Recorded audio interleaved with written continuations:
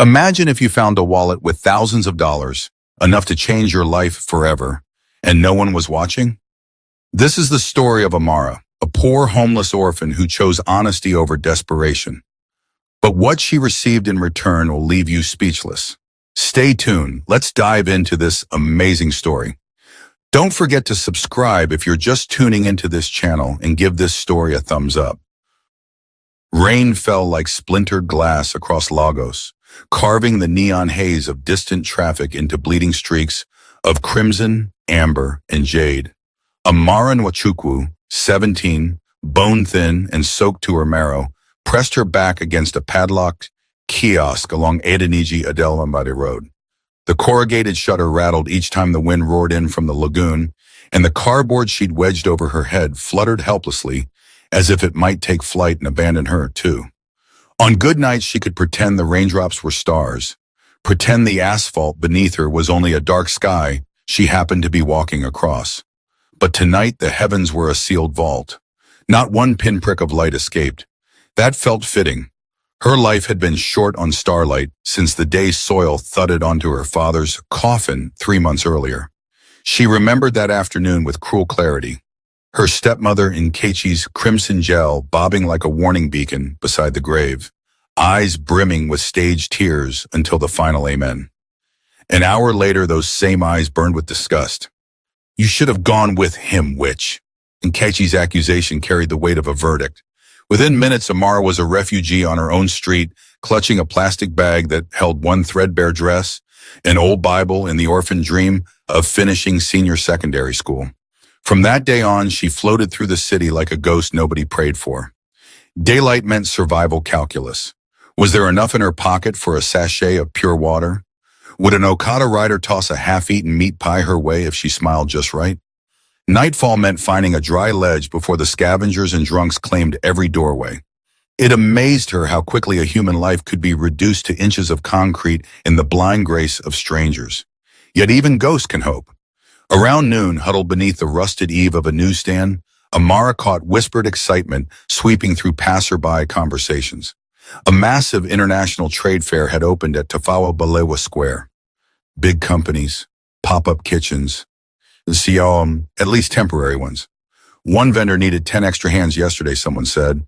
Another was paying daily for leaflet distributors. If desperation had a taste, it tasted like possibility, Amara thought, her belly cramping at the memory of yesterday's only meal. 2 bananas beginning to brown. She set off on blistered feet, dodging danfos that belched exhaust like angry dragons. By the time she reached the square, the place was a living organism. Colorful banners snapping, Afro beats pounding from rival loudspeakers. The smell of suya colliding with cinnamon chin-chin and gasoline. For a heartbeat, she forgot she was hungry. Lagos's exuberance could trick anyone into feeling rich. Hope, however, can be a fickle creditor. The first stallholder, a broad-shouldered man selling imported phones, barely let her finish her pitch. "Look at your dress, my dear. My customers will think I employ destitutes." At a food truck, she offered to wash plates. The chef shook his head, gesturing at the laminated guidelines pinned to the canopy. Hygiene permit required, no exceptions. And so it went, 12, 15, 18 stalls. Each no hammered rusted nails into the hull of her optimism. When the fairgrounds floodlights flickered on, bruising the dusk with halogen glare, Amara drifted toward the exit gate, heart pulsing a mantra of tomorrow, maybe tomorrow. She was threading her way between teetering stacks of empty crates when her left sandal nudged something soft but solid, a black leather square, face down on the damp concrete. She knelt instinctively. Years of street life had sharpened her vision for anything of value.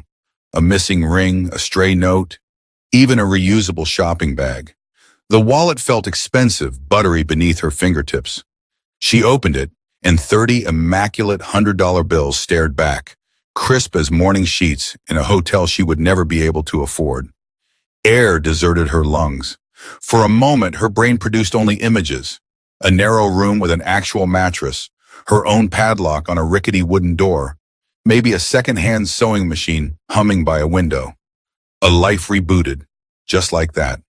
Her pulse hammered so loudly she barely registered the laminated photo ID tucked behind the cash until it slipped free and fluttered to the ground. She snatched it up.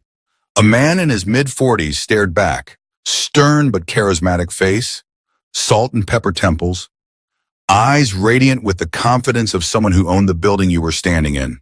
And Mr. Agu Chukwudi Okoro, the caption declared, Chairman and CEO, Okoro Global Holdings.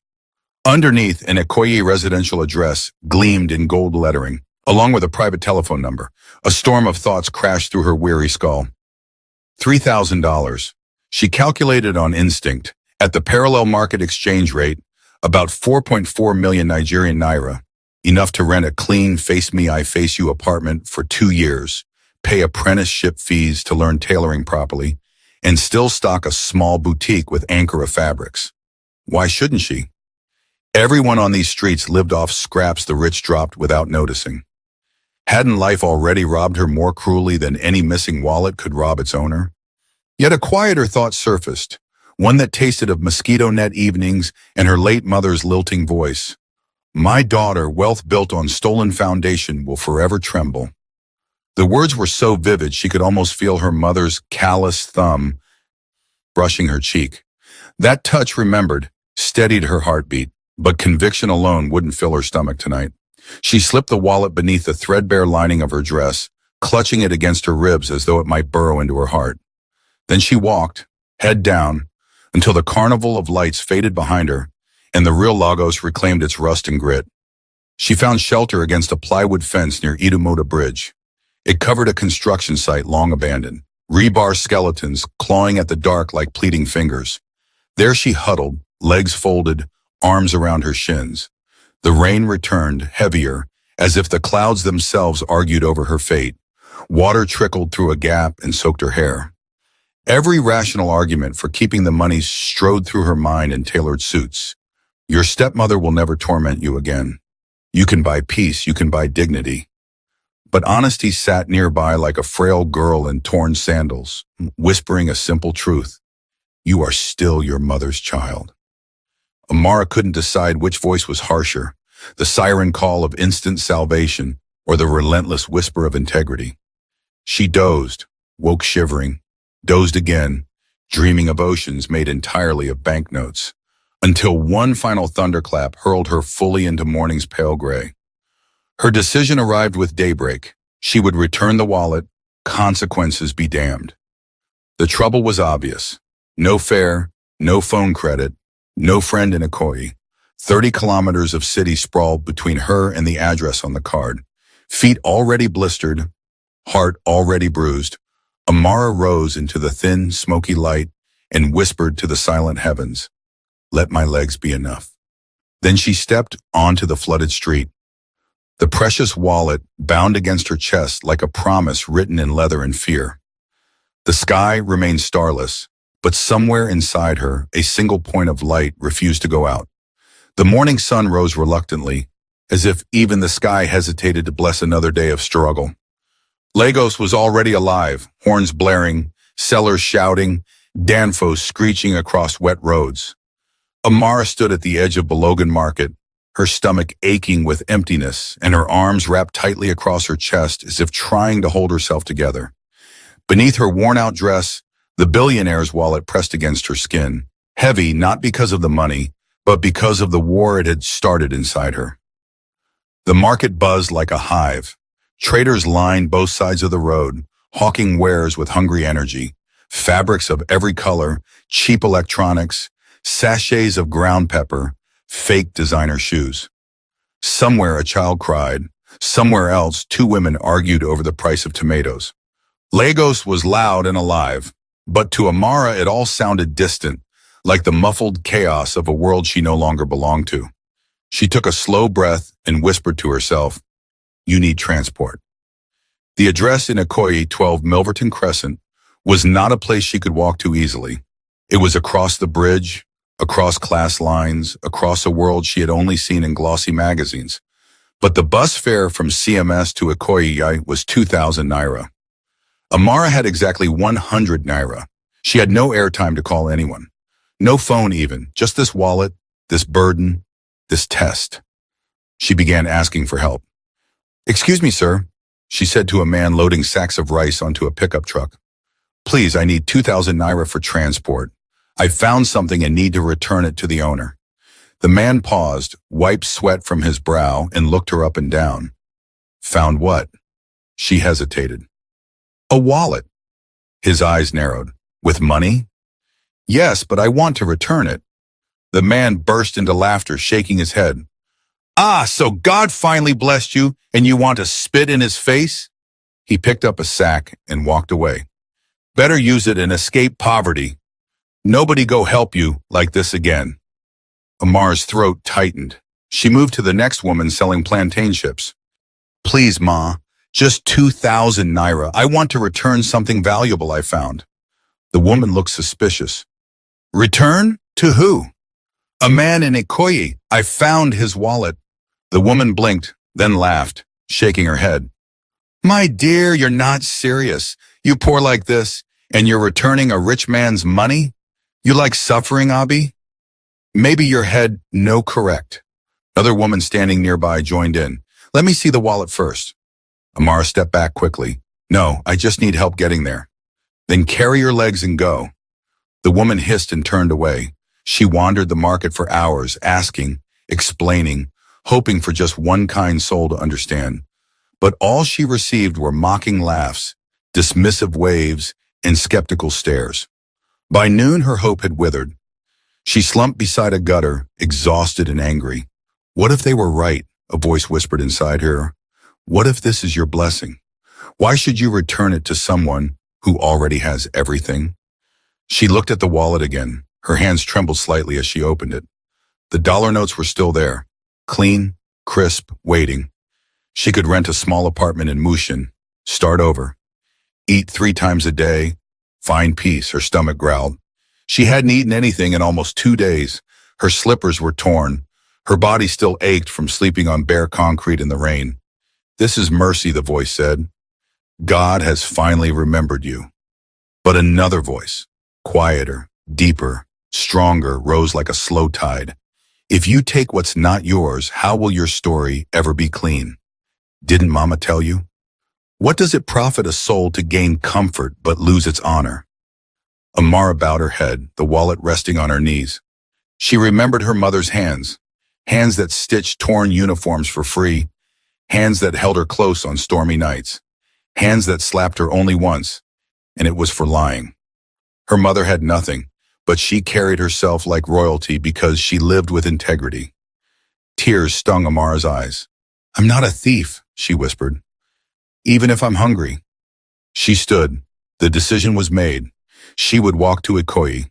With blistered feet and an uncertain map in her mind, she set out. She had no Google Maps, no phone to check directions, only the memory of the last time she'd been close to the island, on a school trip long before her father died. She passed through Idumota, then through CMS, walking along the edge of bridges, asking for directions at every turn. Some ignored her. Some shook their heads. One Okada man told her, if you're going to Ikoyi on foot, you need the spirit of Elijah. But she smiled faintly and replied, then may that spirit carry me. She walked as if she were carrying gold on her chest, and in a way she was. Not just money, but something even rarer, a conscience unbought. As the sun dipped low, Lagos turned to gold and shadows. Her legs wobbled, her skin itched from sweat and dust, and still she walked. She slept that night beneath a tree, beside an abandoned shed, hugging her backpack like it was treasure. The mosquitoes came again, and so did the hunger. But so did the peace, and that was enough to get her back on her feet when the sun returned. She continued walking, driven not by the fear of lack, but by the conviction of doing what was right, even if it made no sense to the world. 2 voices had spoken, and she had chosen the harder one. By the second evening of her journey, Amara's feet had swollen inside her slippers. Every step sent a jolt of pain up her legs. Her mouth was dry, her vision occasionally blurred, and her once light skin had darkened under the sun, dust, and grime. But she kept going. Strangers stared as she trudged through Falomo. Some looked at her with mild curiosity, others with disgust. A few avoided her entirely, stepping away as if she carried disease. Her back ached from the weight of her backpack. But worse than the backpack was the wallet, hidden tightly inside her dress against her skin. It wasn't just money she was carrying. It was a war of principles, a test of dignity, a fire burning at the center of her chest.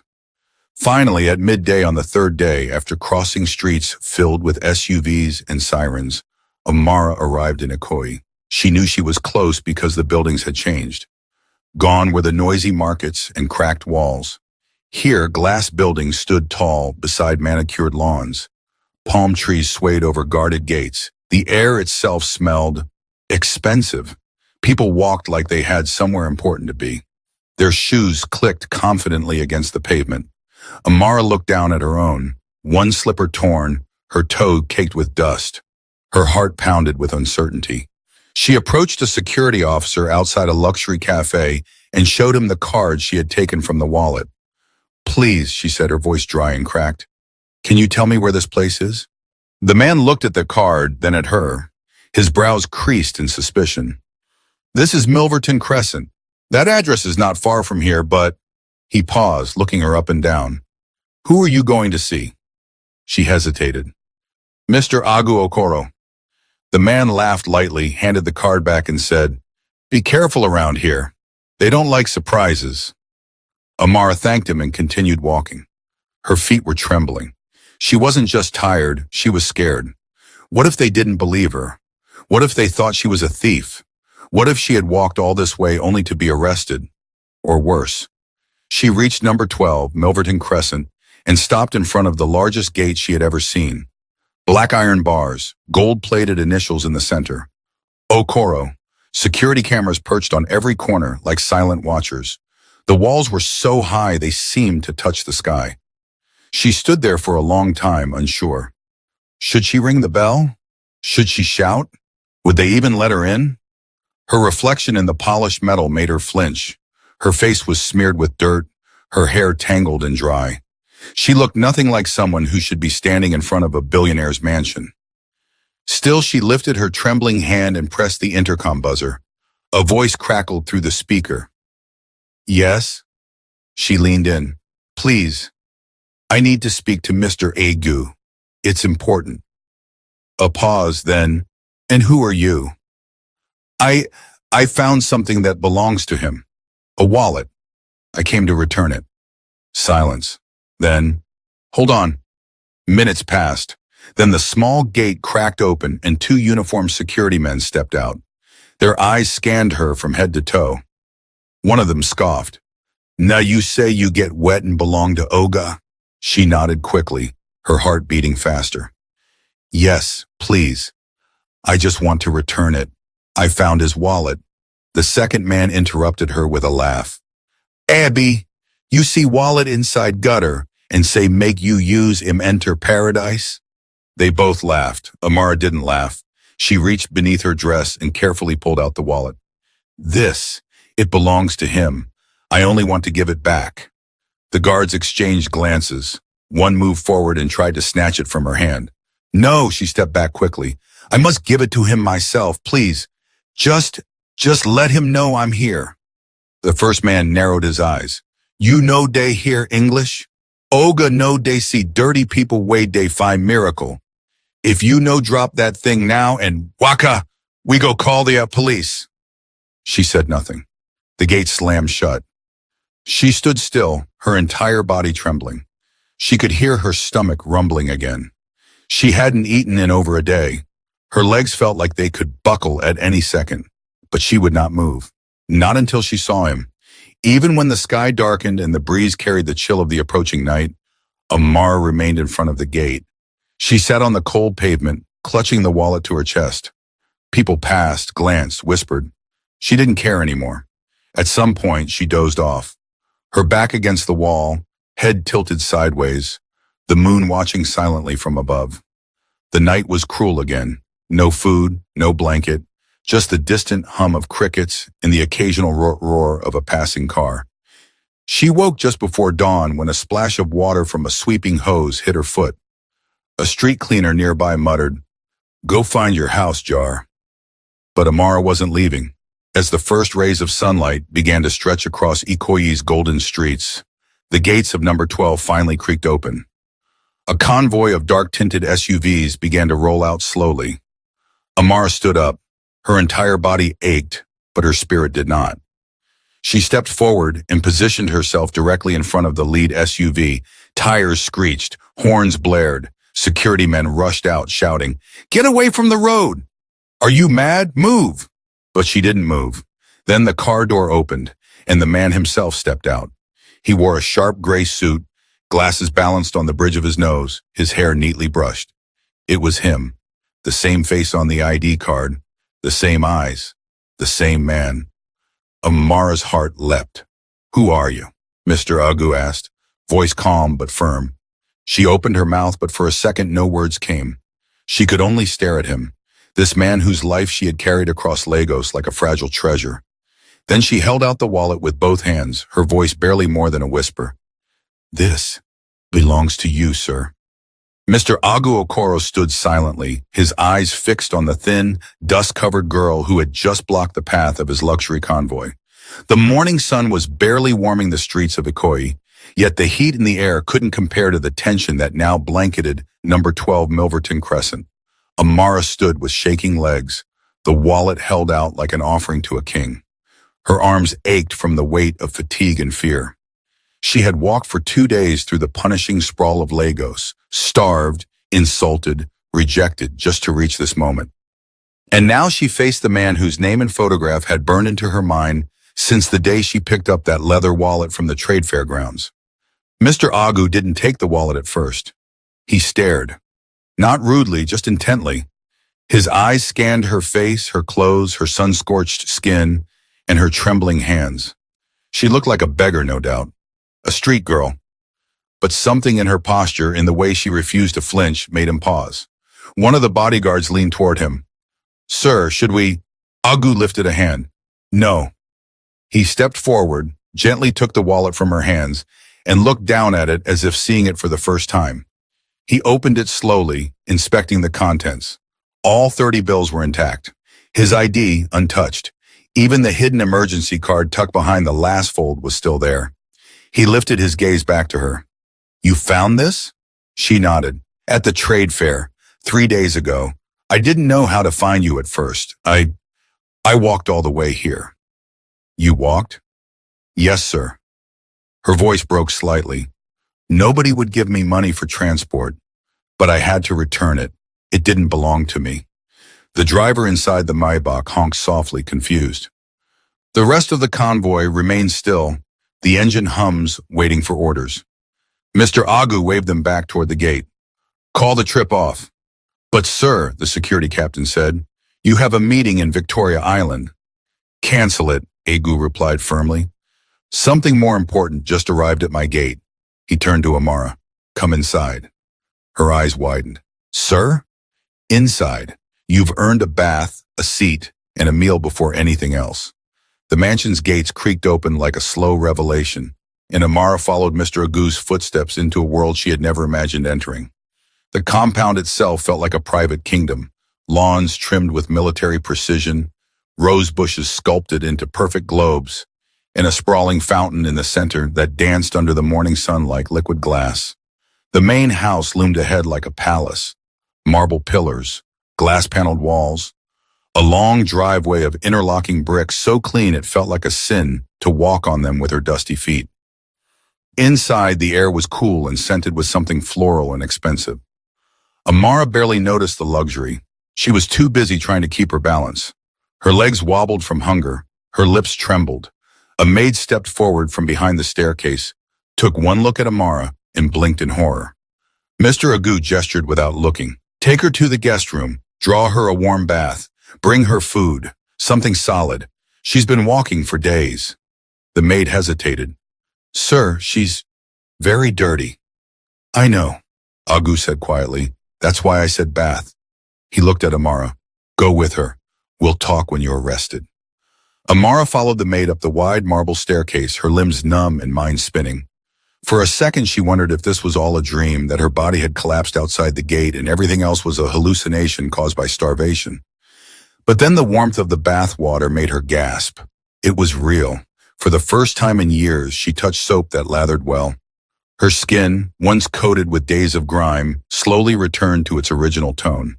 The maid, whose name was Ijoma, brought her clothes, simple, clean cotton wear, far better than anything she had worn in months. Then came the food: hot jollof rice, 2 grilled chicken thighs, and a tall glass of cold malt. Amara didn't even cry. She just stared at it for a moment, stunned, before whispering a prayer her mother once taught her. "Thank you, Lord, for daily bread, and those kind enough to offer it." When she finished eating, she was guided to a lounge with plush seats and large windows that opened onto a view of the lagoon. Mr. Agu was waiting, dressed in a fresh navy suit, seated with a glass of water in hand. He studied her again, not with suspicion, but curiosity. "What's your name?" he asked. "Amara Nwachukwu." "Where are your parents?" "My father died 3 months ago. My mother died when I was 10. "You've been living on the street since your father passed?" She nodded. "His wife, she said I was a witch. She kicked me out. I had nowhere else to go." Agu's jaw tightened, but his tone remained calm. "And yet, with all that pain, all that hardship, you still brought this wallet back." She looked down. "I almost didn't. One voice told me to keep it, but another voice, my mother's voice, she always said, 'We may be poor, but we are not thieves.'" The room was silent for a long time. Then Agu said something she didn't expect. "I believe you." Amara's head jerked up. "You do?" "Yes, and I admire you, Amara." She blinked, confused. "But I'm nobody, sir." He smiled faintly. "That may be true in the eyes of the world, but some nobodies carry more light than all the somebodies put together." He rose to his feet. "You should rest for now. Tomorrow, I'll tell you what happens next." That night, Amara slept in a real bed, wrapped in soft sheets, beneath a roof that didn't leak. She didn't know what would happen in the morning. She didn't know what Mr. Agu truly intended. But she knew this: for the first time in years, she felt human again. And somewhere deep inside her, something small and fragile began to bloom. Hope. Sunlight streamed through the cool arched windows of the guest room, warming the cream-colored duvet where Amara lay. For a moment, she couldn't move, not because of pain, but because she didn't want to wake up and find it had all been a dream. She had slept through the night, undisturbed. No shouting Danfo drivers, no mosquitoes buzzing in her ears, no foul gutter smells, just silence, scented linens, and the muffled hum of air conditioning. Her body still ached from the journey, her feet swollen, her shoulders sore, but her spirit felt lighter. She rose slowly and walked barefoot to the mirror on the wall. The girl staring back was not the one who had slept on pavements and begged for coins. Her skin was clean, her hair freshly braided into neat cornrows by the housemaid, and the simple lavender dress she now wore fit her well. For the first time in her life, she looked dignified. A soft knock on the door interrupted her thoughts. "Come in," she said. It was Ijoma, carrying a breakfast tray, hot yam porridge, sliced mangoes, and a glass of fresh juice. "Oga is waiting for you," she said with a smile. "He says when you're done eating, he'll receive you in the study." "Thank you," Amara said quietly. She ate slowly, grateful, wondering what kind of man cancels an entire meeting just to listen to a homeless girl. Something about Mr. Agu still didn't make sense. He hadn't reacted the way she'd expected a rich man to react. No arrogance, no suspicion, just calmness and curiosity. She braced herself. Whatever happened next, she had no regrets. The study was a room soaked in history. Dark wood bookshelves lined the walls, filled with law books, framed awards, and photo albums. A giant oil painting of an older woman, regal and stern, hung behind the desk. Amara paused, drawn to her gaze. "That was my mother," Agu said from behind. "She taught me everything I know about people." Amara turned and greeted him politely. He gestured to a chair across from him. She sat down, her heart thudding in her chest. He folded his hands on the polished desk. "I wanted to thank you again, Amara. What you did, returning that wallet, was not just unusual, it was rare." "I only did what I thought was right, sir," she replied. "Even when you had every reason not to?" She nodded. Yes, sir. Agu leaned back. Would you tell me your full story? I want to hear it from the beginning. You mentioned your father died recently, and your stepmother. Amara hesitated, then told him everything. How her mother had died when she was young, how her father remarried a woman who never truly accepted her, how she loved school, dreamed of being a teacher someday, how everything shattered the moment her father was lowered into the earth. She said I was a witch, Amara whispered, her eyes damp. Said I was the reason for all their misfortunes. She threw my books into the fire and chased me out with just a plastic bag of clothes. Agu's jaw tightened, his expression unreadable. I begged people to help, Amara continued. I tried to do odd jobs, cleaning, washing plates, hawking gala. But it wasn't enough. I slept in market stalls, behind kiosks, anywhere. And when I found your wallet, she looked up. For a moment, I thought God had finally remembered me, that maybe it was a miracle meant to save me. But you didn't keep it, Agu said gently. No, she replied, because I remembered something my mother told me before she died. No matter how hard the world hits you, never steal another man's peace. That money, and it wasn't mine, and I wanted to sleep at night without fear in my heart. A long silence followed. Agu looked at her with new eyes, like someone seeing not a beggar girl, but something rare, something pure. He stood and walked to the window. You know, Amara, many people walk through life wearing masks. They smile when they are cruel. They give when they want to control. But you, he turned to her, voice soft, you gave back something valuable when the world had given you nothing. She blinked away tears. I didn't expect a reward. I just wanted to do what was right. He nodded slowly. That is exactly why you deserve one. She looked up, startled. Sir, I'm not offering charity, he said. I see potential in you, strength, integrity. I don't know what your future holds, but I know it shouldn't involve street corners and cold nights. That ends now. Amara was speechless. You need education, stability, confidence, and more than anything, you need a chance to choose your future, not just survive it. He reached for a file on his desk and opened it. Inside were papers Amara couldn't read from her seat.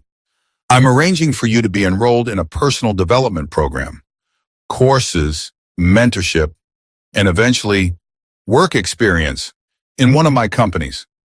Amara blinked, stunned. But I don't have qualifications. You have the one thing money can't buy, Agu replied, a clean conscience. His eyes grew distant for a moment, as if remembering something painful.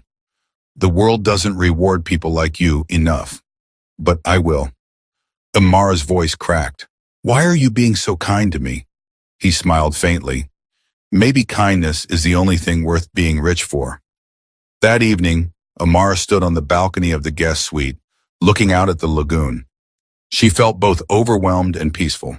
She didn't know what tomorrow would bring, but for the first time in years, she no longer felt forgotten. And deep inside, a quiet question began to form. Who exactly was this Mr. Agu? And why did he care so much about one lost wallet? She didn't know it yet, but the real answer was coming, and it would change her life forever. The next morning, Amara stood at the edge of the massive balcony, gazing out at the Lagos Lagoon as the wind tousled her now clean braids. The sky was wide and golden, and for the first time in her life, it didn't feel like it was falling on her. It felt like it was opening. The mansion behind her buzzed quietly with soft footsteps and staff in uniform. But she didn't hear any of that. Her thoughts were far away, on the road she had walked, on the voices that mocked her, on the pain she carried in her chest like a sealed box no one ever wanted to open.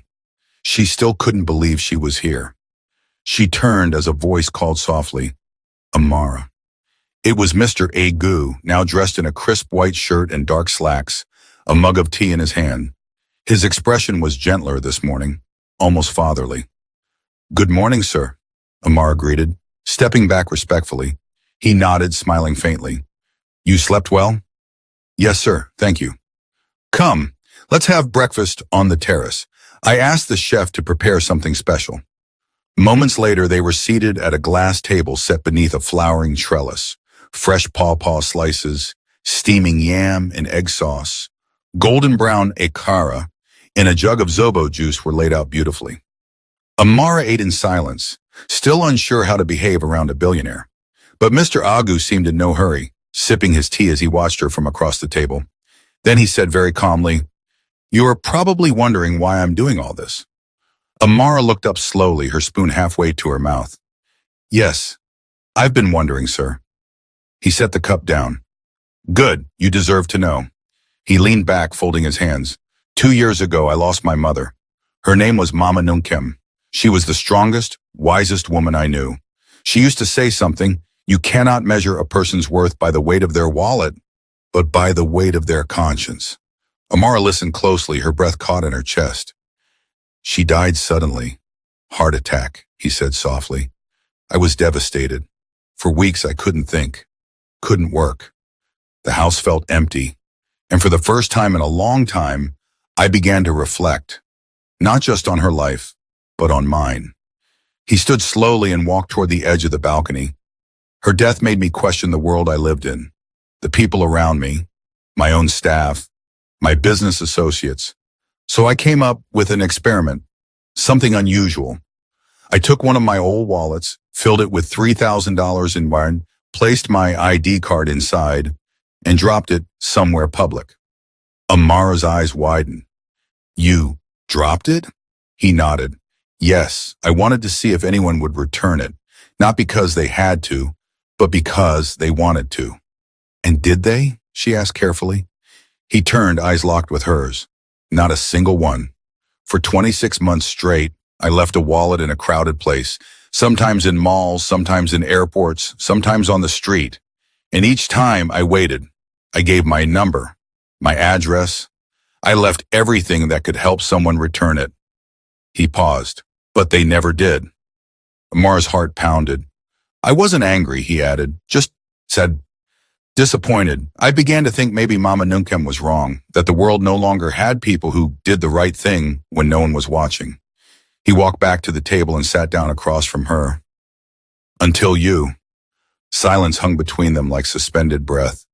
"You, Amara," he continued, "are the first person in over 2 years to return that wallet. You who had every reason to keep it. You who had nothing and still chose to do the right thing."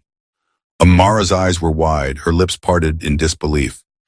You were testing people?" "I was searching for someone who still carried truth in their soul. You passed a test you never knew existed. And that's why I canceled my meeting. That's why I brought you in." She looked down, stunned. "I don't know what to say." "You've said enough through your actions," he replied. Then he reached into a drawer beneath the table and placed a white envelope in front of her. Amara stared at it. "What's this?" "A cashier's check, $1 million US. She gasped. "Sir, no, I can't." "You can," he interrupted gently but firmly. "And you will. This isn't a handout. It's a reward. It's your seed to plant the kind of future you deserve." Tears began to roll down Amara's cheeks. I don't know anything about managing money. That's why I'm not leaving you alone," he said. "You'll have mentors, a place to live, and you'll work not as a servant, but as a manager in one of my companies in Abuja. We'll train you, guide you, but your honesty, your heart, is something even the richest men cannot afford." Amara buried her face in her hands, weeping softly. Not out of sadness, but out of disbelief, relief, gratitude. "You're the kind of person my mother hoped still existed," Mr. Agu said gently. "You reminded me that character still lives in places the world overlooks." He stood and walked toward the edge again. The wind ruffled his shirt. "Mo. All those who ignored the wallets failed the test of conscience. But you didn't just pass. You inspired me to keep believing." Amara rose to her feet, her voice breaking. "Thank you, sir. Thank you. I don't deserve all this, but I'll make you proud." "I promise," Egu turned and smiled. "I know you will, Amara. I never doubted it." That night, as she lay in the same bed, no longer as a guest, but as someone with a future, Amara whispered a silent prayer to her mother. "Mama, I didn't take what wasn't mine, and somehow, that's how I found everything I'd been searching for.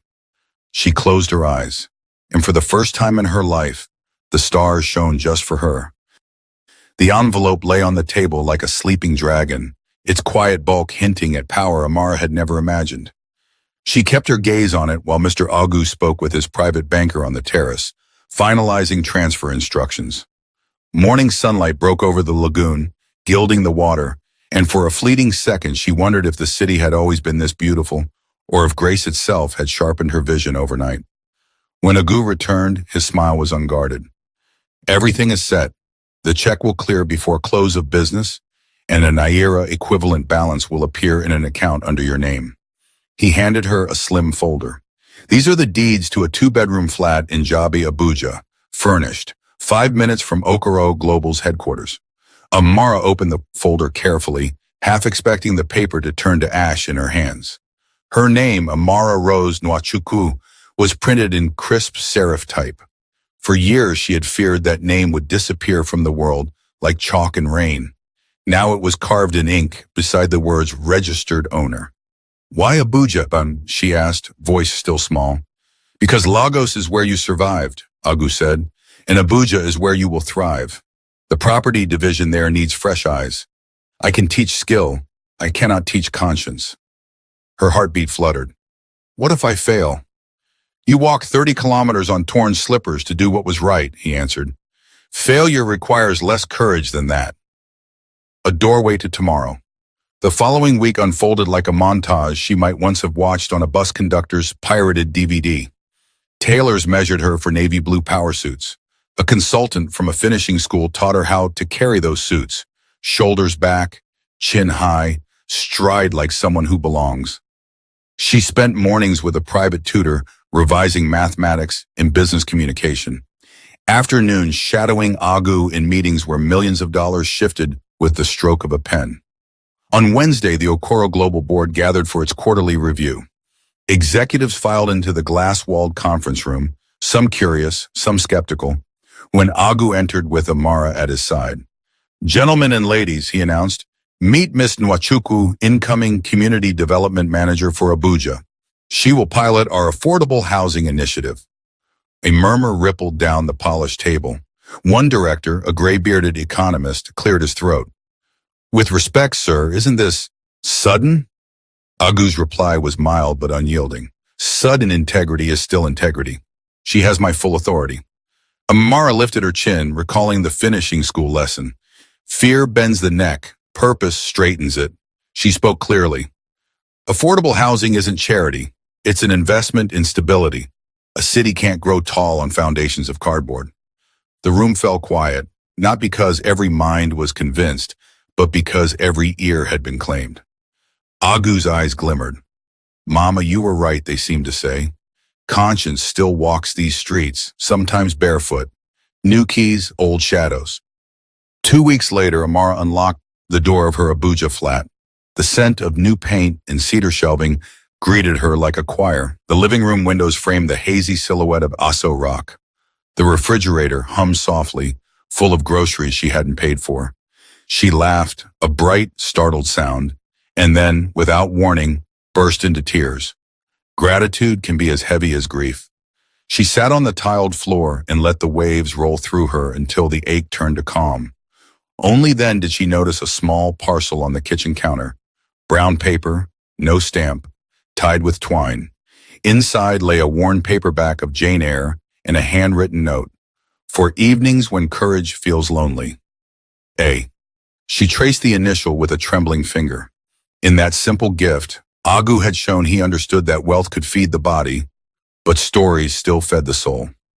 A test-reversed October arrived with Harmattan's dry breath, and Amara's first major assignment took her to Kubwa on the city's northern edge.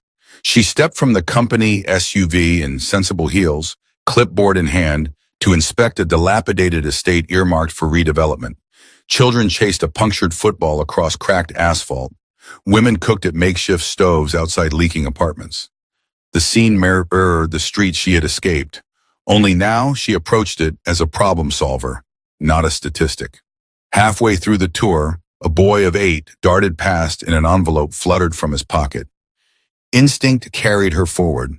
Hey, you dropped something! She picked it up. School fees, neatly banded. The boy's eyes widened. He snatched the envelope, mumbled thanks, and bolted. No inner debate this time.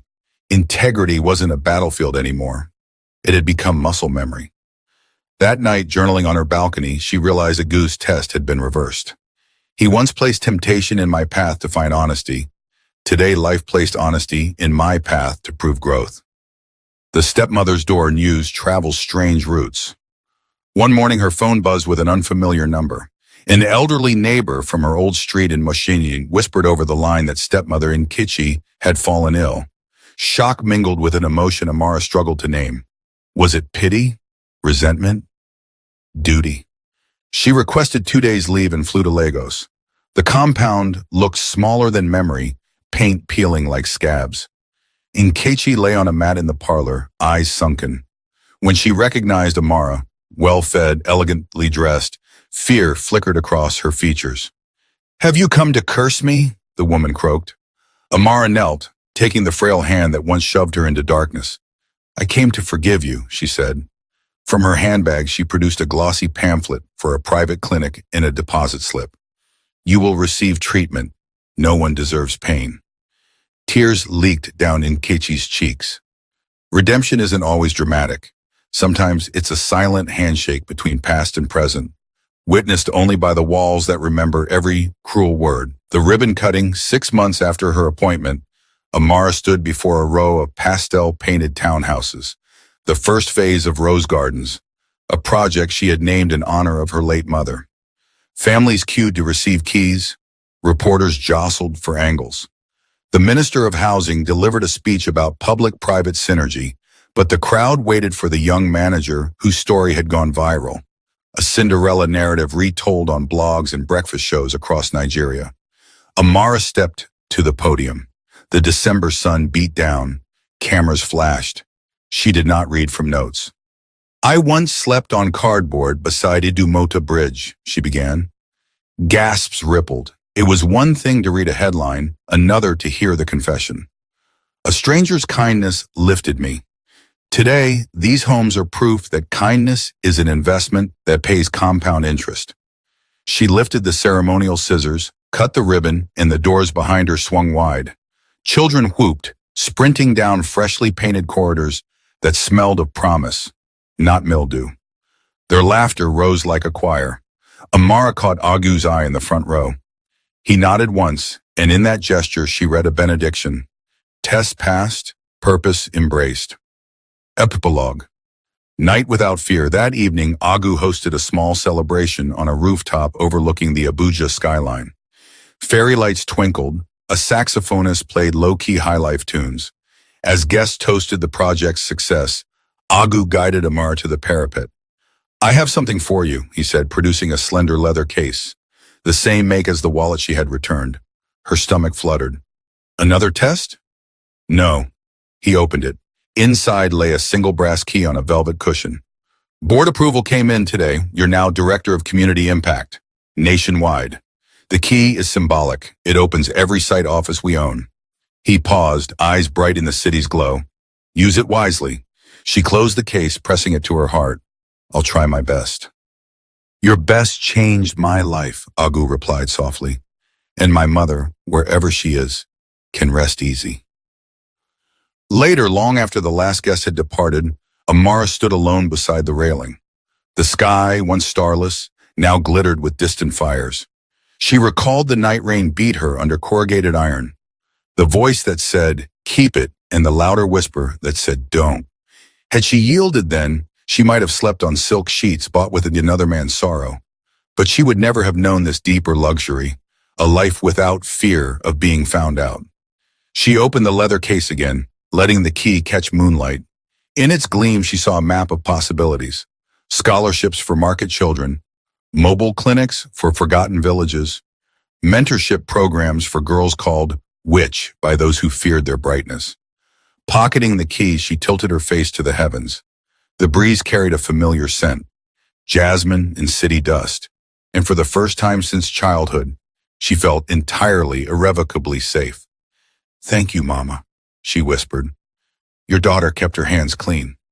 The lagoon was far away now and the cardboard bed a memory, but one truth remained unchanged. Wealth is not measured in notes returned or dollars earned, but in the unstoppable light of a conscience unburied. And beneath that infinite, glittering sky, Amara Rose Nwachukwu, once a homeless orphan, now a builder of homes, smiled into a future she had returned to herself. Moral of this story: integrity opens doors that money cannot. Amara's honesty, courage, and compassion prove that character outweighs circumstance. True wealth lies in uplifting others, forgiving freely, and doing right even when it's hard. Hope, when guided by conscience, leads to lasting reward. Goodness, though overlooked, never goes unnoticed forever. I hope you enjoyed this story. Please share your thoughts and tell us what learned in the comments section. We would be very glad to read them. And guess what? There is another powerful educative story coming up in a few days, so please subscribe to this channel and turn on your notifications bell so you'll be the first to watch when we upload it. If you enjoyed this story, don't forget to hit the like button and share with your family and friends. Thank you so much for watching. God bless you